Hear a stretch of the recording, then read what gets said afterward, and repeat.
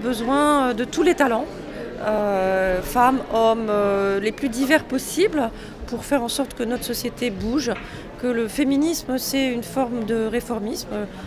On a des sociétés qui sont un peu bloquées, qui ont besoin de se réformer et tous les talents, notamment les talents féminins, doivent oser prendre leur place, pas prendre la place des hommes, mais prendre la place qui leur revient. Bon, la première, c'est l'idée que les femmes s'auto-censurent. Elles ne s'auto-censurent pas. Elles sont souvent conditionnées à répondre à certaines attentes qui sont différentes des attentes que l'on a vis-à-vis des hommes. Et il faut les aider à sortir de ce conditionnement, mais elles ne s'auto-censurent pas.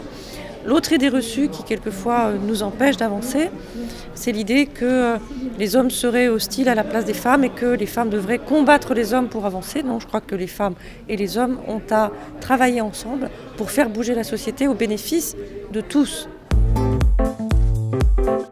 Quand on travaille sur la diversité, on travaille sur les diversités. Et quand on évite la reproduction sociale, la reproduction de genre, c'est à peu près avec les mêmes outils et c'est en tout cas les mêmes objectifs, c'est avoir une fonction publique représentative de la société. C'est notre mission depuis la création de l'école, depuis 70 ans, et on continue à travailler à l'accomplir, à l'atteindre du mieux possible.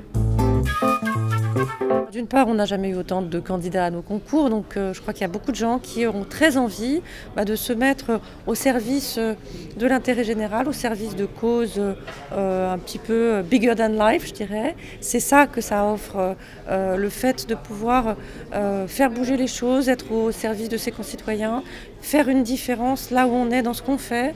On parle trop souvent de sacrifice, de vocation, de sacerdoce. On devrait parler plaisir, fierté et gratification à être au service des autres. Sciences Po.